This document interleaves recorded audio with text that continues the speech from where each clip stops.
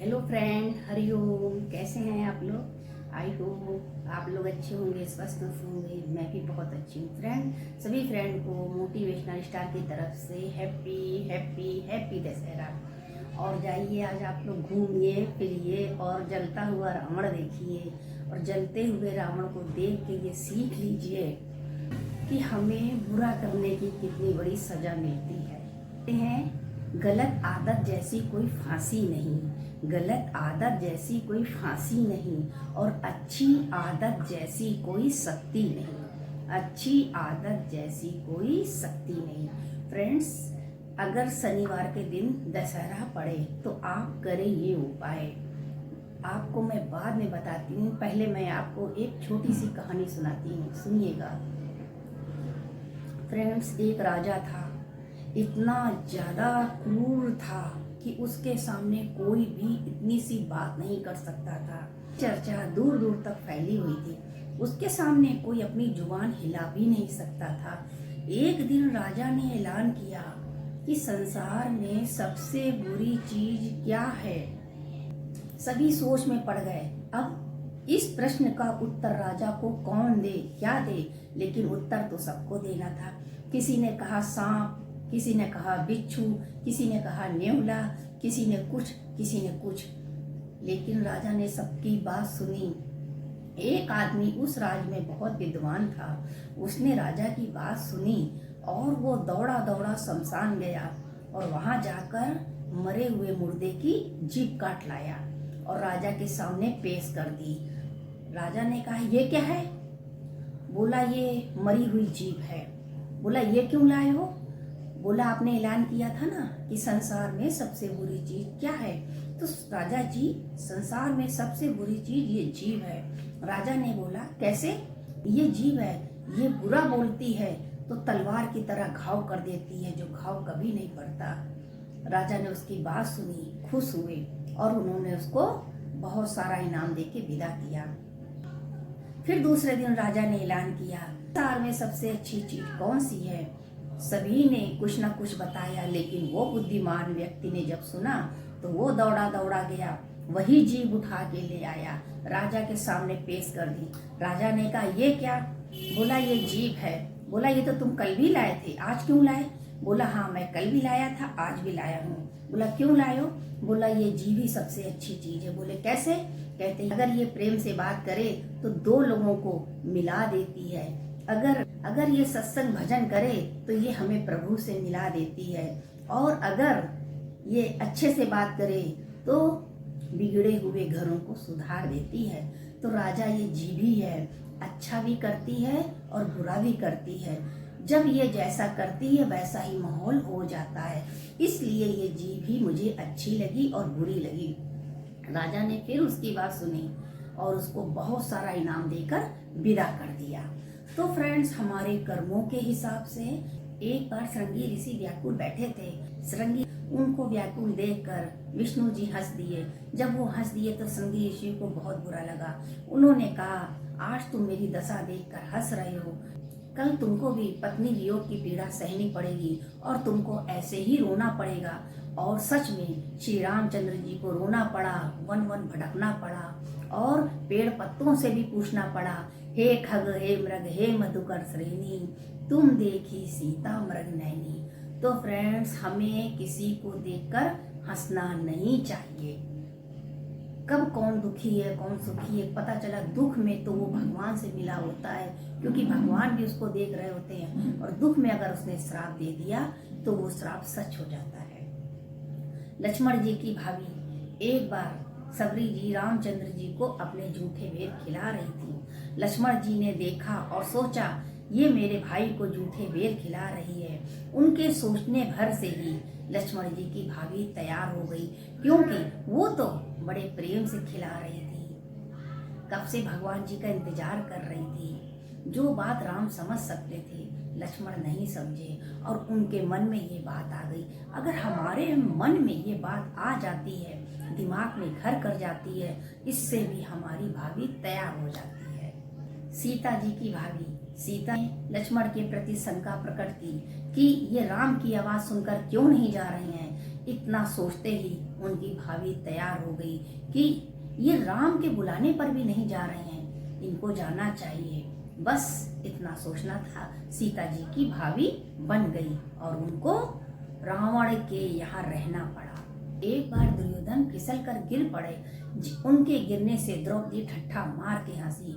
उनके हंसने से उनकी भाभी तैयार हो गई। दूसरी एक बार एक गाय 5 बैलों के साथ जा रही थी। उनको देखकर द्रौपदी हंसी तो उनको भी 5 पति मिले। उनकी भाभी तैयार थी। हमें किसी को देखकर हंसना नहीं चाहिए, चाहे हम भगवान हों चाहे महापुरुष हों, सबकी भाभी तैयार होती है। देखिए राम जी की भाभी तैयार थी, लक्ष्मण जी की भी तैयार हुई, सीता जी की भी तैयार हुई और द्रौपदी की भी तैयार हुई। ये सब महापुरुष हैं, सबकी भाभियां तैयार हैं। हम लोग भी अगर ऐसा कुछ करते हैं तो हमारी भी भाभी तैयार होगी और हमको काटने के लिए जब तक हम पूरा काट नहीं लेंगे हमें जन्म पे जन्म लेना पड़ेगा। इसलिए हमसे कोई भी ऐसा कर्म ना बने कि भाभी हमारी तैयार हो।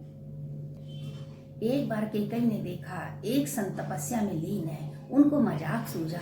वो गई और उन्होंने उनके मूछें बना दी। मूछें तो बन गई, अब सब लोग आने जाने वाले उनको देखकर हंसने लगे। संत की आंख खुली, उन्होंने जब अपना मुंह पोंछा तो पूरा उनको बहुत गुस्सा आया। गुस्से में उन्होंने श्राप दे दिया कि जैसे तूने मेरा मुंह काला किया है वैसे ही सारे संसार के सामने तेरा मुंह काला होगा। जिस हाथ से तूने मेरी मूछें काली की हैं वो ब्रज का हाथ बन जाएगा। आया और दूसरा श्राप उन्होंने जो दिया था वो श्राप राम जी को वनवास भेजने में काम आया। उन्होंने राम जी को भेजा, इससे उनका मुंह काला हुआ। दोनों बातें सत्य हुई। जब संत को पता चला कि ये कैकेयी ने किया है तो वो बहुत शर्मिंदा हुए। भी हो लेकिन हमें ऐसे काम नहीं करने चाहिए। बचपन में ऋषि मुनियों को बहुत परेशान करते थे, उनको नई नई शरारत सूझती थी। एक बार ऋषि मुनियों ने गुस्से में आकर उनको श्राप दे दिया कि जिस बल पर तू इतराता है, तू हम लोग को परेशान करता है, वो शक्ति तू भूल जाएगा। और हनुमान जी अपनी शक्ति भूल गए। बोले जब तुझे तेरी शक्ति कोई याद दिलाएगा तब तुझे अपनी शक्तियाँ याद आएंगी। तो जब राम रावण का युद्ध हुआ तब जामन ने इनको इनकी शक्तियाँ याद दिलाई कि तुम पवन पुत्र हनुमान हो, तुम्हारे अंदर बहुत सारी शक्तियाँ हैं। फिर उन्होंने अपनी शक्ति का ऐसा उपयोग किया कि रावण की सोने की लंका जलाकर राख कर दी। जब भगवान भाभियों से नहीं बचे तो हम कैसे बच सकते हैं? तो इसलिए कर्मों से हमें डरना चाहिए। कहते ना रावण को दुनिया में नहीं कुछ कमी थी, सभी कुछ था पर गुरु मत नहीं थी। जिज्ञासुओं का जीवन प्रभु ही संवारे, चलना मेरे मन प्रभु के ही सारे। जहाँ मन की मानी वहीं धोखा खाया, सही रास्ता तो प्रभु ने दिखाया। वही भाग्यशाली जो समझे इशारे, चलना मेरे मन प्रभु के इशारे। राजा हरिश्चंद्र की भाभी, उनको इतना घमंड था कि मेरे दरवाजे से कोई खाली हाथ नहीं जाता। समय ने ऐसा पलटा खाया कि उनको अपने बेटे के लिए कफन के तक पैसे नहीं बचे। इसलिए हमें घमंड भी नहीं करना चाहिए। अहंकार घमंड से हमें दूर रहना चाहिए।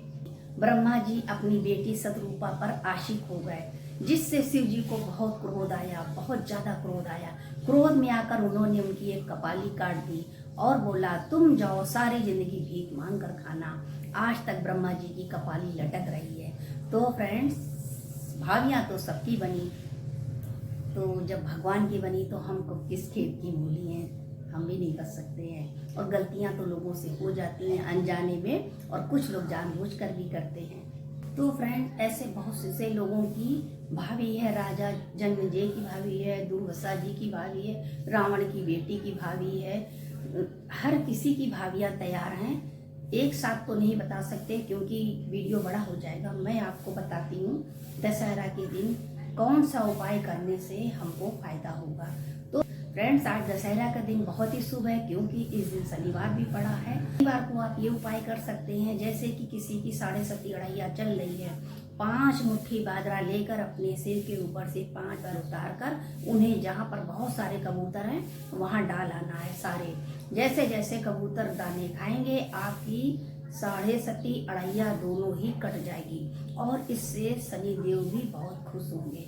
छोटे छोटे उपाय करके हम शनि जी को खुश कर सकते हैं और शनि जी तो छोटी छोटी बातों से खुश हो जाते हैं। हमें शनि देव को खुश करने के लिए कुछ न कुछ करते रहना चाहिए। फ्रेंड, दशहरा के दिन हमें श्री राम जी का चित्र लगाना चाहिए। चित्र लगाने से हमें श्री राम जी का आशीर्वाद भी मिलता है और हमारा घर भी बुरी चीजों से बचा रहता है। बुरी शक्तियां घर में प्रवेश नहीं करती हैं। और जब भी आप श्री राम जी का चित्र लगाएं, घर के सामने दीवार पे लगाएं, जिससे बाहर की आने वाली हवा राम जी से टकराएगी, वापस चली जाएगी, माना गंदी शक्तियां आते ही बाहर चली जाएंगी। दशहरा के दिन हमें हनुमान जी का भी पाठ करना चाहिए, बजरंग बाण करना चाहिए, सुंदरकांड का पाठ करना चाहिए। अगर आप नहीं कर सकते हैं तो आप मोबाइल में चालू कर सकते हैं। आपके पास धन की कमी नहीं है तो आप सुंदरकांड घर में कुछ लोगों को बुला के कर सकते हैं, थोड़ा प्रसाद भी कर सकते हैं। इससे एक नेक काम भी हो जाएगा। नेक कोई एक दो कर्म कर ले रे, अजी थोड़ा थोड़ा, अजी थोड़ा थोड़ा प्रभु का भजन कर ले रे, अजी थोड़ा थोड़ा, अजी थोड़ा थोड़ा प्रभु का भजन कर ले। अरे माया के दीवाने थोड़ा पुण्य कर ले रे, माया के दीवाने थोड़ा पुण्य कर ले रे, अजी थोड़ा थोड़ा, थोड़ा थोड़ा पुण्य करते चलिए। एक गुल्लक में जब हम रोज पैसे डालते हैं वो भर जाती है, तो हमारे थोड़े थोड़े पुण्य की भी गुल्लक भर जाएगी और जिस दिन वो गुल्लक फूटेगी उस दिन तो हमारे वारे न्यारे हो जाएंगे। इसलिए कर्मों को गुल्लक में डालते रहिए, किस्मत को मजबूत बनाते। दशहरा के दिन शाम को आपको 7 तेज पत्ता लेना है, 7 कपूर लेना है और 7 ही लौंग लेना है। इन तीनों चीजों को मिला के आपको जला देना है। इसका सारा धुआं पूरे घर में दिखाना है, जिससे बुरी शक्तियां घर में प्रवेश नहीं करेंगी, जो होंगी भी वो चली जाएंगी और घर बुरी नजरों से बचा रहेगा। ये काम आप जरूर करिए। वैसे भी आप कभी भी महीने में 1-2 बार ये काम कर सकते हैं, जैसे मंगलवार शनिवार को आप ये धुआं दिखा सकते हैं। दशहरा के दिन शनिवार पड़ा है, इस दिन सरसों का तेल का दिया जलाकर हम अपनी अढ़ैया और 7:30 से निजात पा सकते हैं। आलस बिल्कुल भी ना करें, जाइए पीपल के पेड़ में एक दिया जलाइए, हो सके तो चौमुखी जलाइए और जला के चारों दिशाओं में जला दीजिए। आपको 7:30 अढ़ैया से छुटकारा मिल जाएगा, साथ में शनि जी का आशीर्वाद भी मिलेगा। आलस बिल्कुल मत करिएगा, जल्दी से जाइए, जला के आइए। जब आप खाना खाने चलें तो अपनी थाली से पहला कौर उठाकर ऐसी जगह रखें जहां चींटी, पक्षी, कीड़े कोई भी खाए। इससे आपका भाग्य चमक उठेगा, आने वाली बुरी शक्तियां आपके घर से दूर भागेंगी और धन दौलत की कभी भी आपके पास कमी नहीं रहेगी। आज दशहरा के दिन शनिवार को जो उपाय आपको करने हैं आप लोग अच्छे से करिएगा, बहुत अच्छे से करिएगा, खुशी मन से करिएगा। और सबसे पहले आप जाके समी के पेड़ का दर्शन करिएगा, वहां से 5 फूल लाइएगा और अपने घर के मंदिर में रखिएगा। शुभ ही शुभ होगा और खुशी मन से आप दशहरा का एंजॉय करें। मैं मोटिवेशनल स्टार आप सभी फ्रेंड से हरिओम करती हूँ, साथ में दशहरा की बहुत बहुत बहुत बधाई देती हूँ। ये दिन सबके जीवन में बार बार आए, जैसे रावण के जीवन में बार बार दशहरा आता है, रावण कभी मरता नहीं है, ऐसे हम लोग के जीवन में भी दशहरा हर बार आए। हम लोग हर बार दशहरा मनाएं, दिवाली मनाएं और नवरात्र मनाएं, भगवान जी को खुश करते रहें और हर बुरी चीजों से दूर रहें। कभी भी कोई बुराई मेरे पास ना रहे, इसके लिए रहूं छल कपट से दूर मैं, रहे और कोई ना भावना। मेरे सतगुरु, मेरे सतगुरु, तेरे प्रेम में, तेरे प्यार में, और मन रहे तेरे साथ में। मेरे सतगुरु, मेरे सतगुरु। भगवान से यही प्रार्थना करिएगा कि जब भी मुझे जन्म मिले, हर बार आपकी शरण मिले, क्योंकि अगर आपकी शरण मिल जाएगी तो फिर हमसे कोई गलत काम ही नहीं होगा। तो फ्रेंड्स, हंसते रहिए, हंसाते रहिए, और किसी का हंसी मजाक भी ना उड़ाइए। आपने इतने सारे लोगों की भावियां देखी, सभी के अंदर बहुत शक्तियां थी, बहुत ज्ञान था। हनुमान जी के पास ज्ञान था, कितना शक्ति का भंडार है हनुमान जी। रावण कितना विद्वान और कितना ज्ञानी है। तो फ्रेंड्स, आपने देखा राम जी की भाभी, लक्ष्मण जी की भाभी, सीता जी की भाभी, द्रौपदी की भाभी, इस तरह आपने कितनी भाभियां देखी, और सबकी भाभियां खुद तैयार हुई हैं। किसी की हंसने से, किसी की अहंकार करने से, किसी की घमंड से। घमंड तो करना ही नहीं चाहिए। देखिए, शाम को दशहरा देखने जाएंगे, आप देखेंगे घमंड कैसे जल रहा है। मैं मोटिवेशनल स्टार सभी फ्रेंड से हरिओम करती हूँ। मिलती हूँ मैं नेक्स्ट ब्लॉग वीडियो में। तब तक के लिए सभी फ्रेंड को हरिओम।